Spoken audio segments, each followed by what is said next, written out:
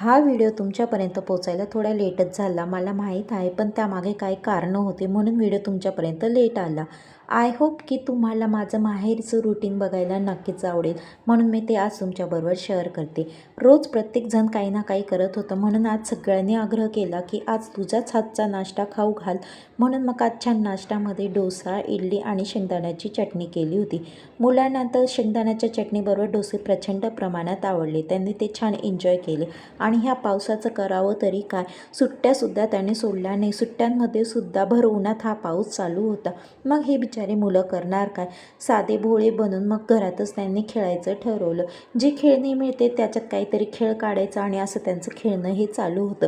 जेव्हा पाऊस थांबला त्यानंतर आम्ही मस्त पिंकू मावशी, सोनी मावशीला घेऊन मालेगावातल्या प्रत्येक दुकानात जाऊन छान अशी शॉपिंग केली. कारण की नाही आम्हाला तिथलं OTM पण बघायचं होतं. इंडियन्स तर आमचं फेवरेट आहे. प्रत्येक शॉपमध्ये जाऊन आम्ही छान अशी शॉपिंग केली. त्यानंतर पेटपूजासाठी मस्त असे कचोरी खाल्ली आणि ह्या पिल्लूची बडबड खूप छान होती, ती आजसुद्धा मिस करतो. चलो बाय.